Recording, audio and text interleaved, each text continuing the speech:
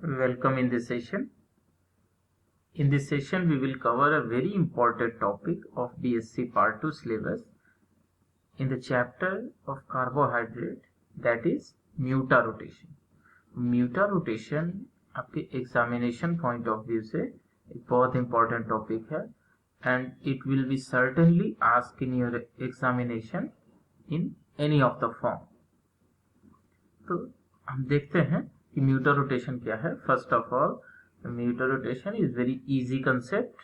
ये कोई मुश्किल नहीं है. Just you have to learn the alpha and beta form of glucose. तो क्या होता है कि जब ग्लूकोज के दो एनोमर्स होते हैं, आप लोग पहले से जानते हैं, अल्फा एनोमर और बीटा एनोमर. अल्फा एनोमर होता है जब अल्फा एनोमर को वाटर में डिसॉल्व करते हैं तो उसका जो स्पेसिफिक रोटेशन होता है वो प्लस 112 डिग्रीज होता है, ऑप्टिकल रोटेशन. और जब बीटा एनोमर को पानी में डिसॉल्व करते हैं तो जो उसका ऑप्टिकल रोटेशन होता है वो प्लस 18.7 डिग्रीज होता है. तो दोनों एकदम बहुत डिफरेंस है दोनों में. अल्फा का प्लस 112 होता है और बीटा का प्लस 18.7 होता है. लेकिन जैसे ही पानी में डिसॉल्व करते हैं जो इसका ऑप्टिकल रोटेशन है वो कांस्टेंट नहीं होता है, वो टाइम के साथ चेंज होता जाता है. जैसे ही अल्फा एनोमर को पानी में डिसॉल्व करते हैं तो इनिशियली तो 112 डिग्री रहता है, 112 degree, but slowly it continues to decrease.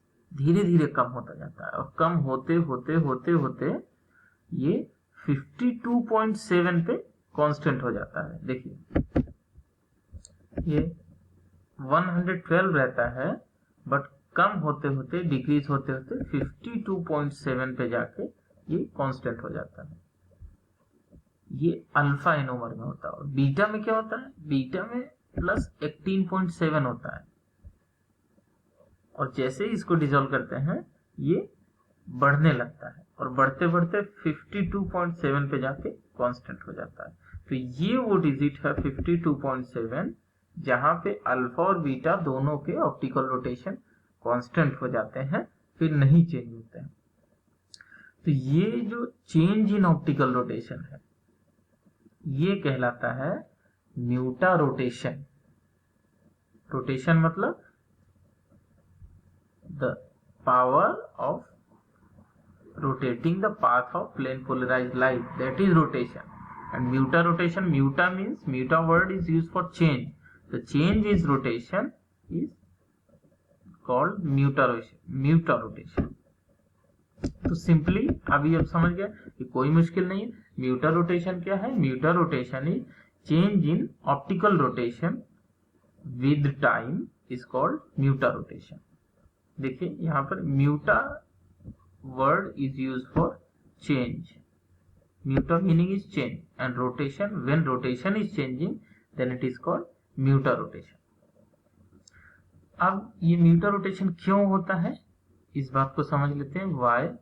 पहले तो म्यूटा रोटेशन आपको समझ में आ गया, तो चेंज इन ऑप्टिकल रोटेशन. अब इसमें ये सब्सिडरी और ऑनर्स दोनों के एग्जामिनेशन में इंपॉर्टेंट क्वेश्चन है.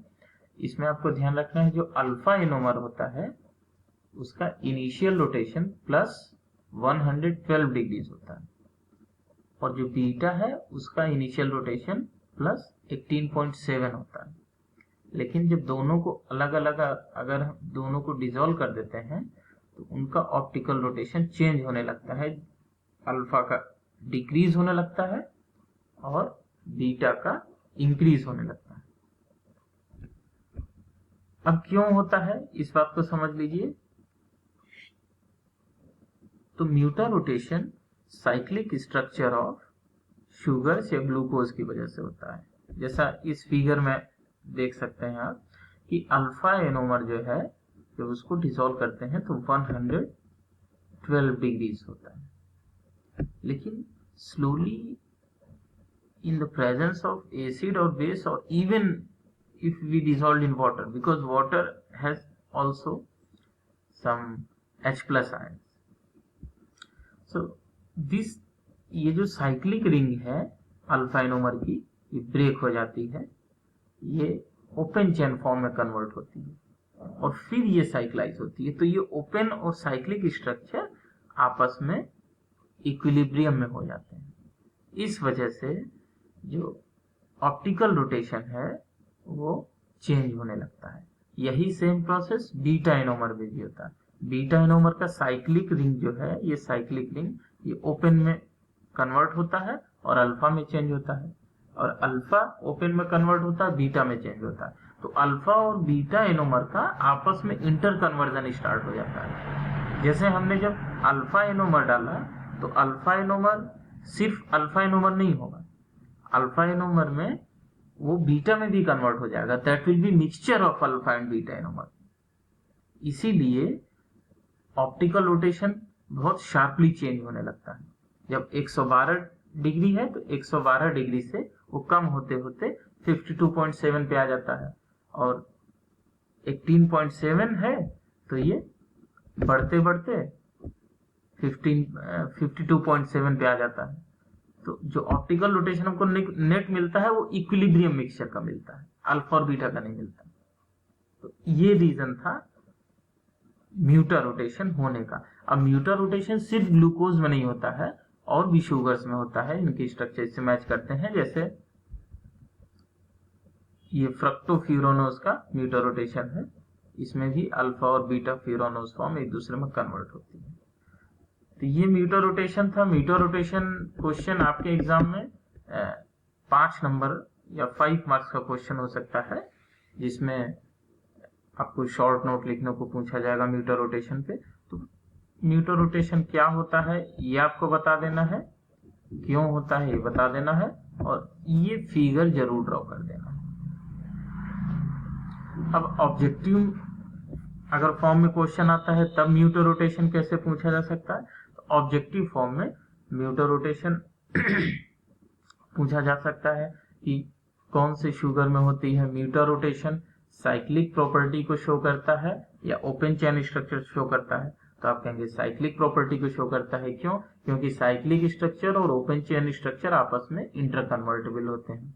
तो mutarotation is a property of cyclic structures of sugars और ग्लूकोज। अल्फा एनोमर का ऑप्टिकल रोटेशन क्या होता है? 112 होता है। बीटा का क्या होता है? प्लस 18.7 होता है। ये सब क्वेश्चन ऑब्जेक्टिव में फ्रेम हो सकते हैं। तो ऑप्टिकल ये म्यूटा रोटेशन आप जरूर पढ़ें। This is very important from your examination point of view and also for objective question point of view. अब नेक्स्ट सेशन करेंगे, उसमें कार्बोहाइड्रेट्स के और अदर इंपॉर्टेंट टॉपिक्स डिस्कस करेंगे। तो इस लेक्चर के लिए इतना ही। Thank you.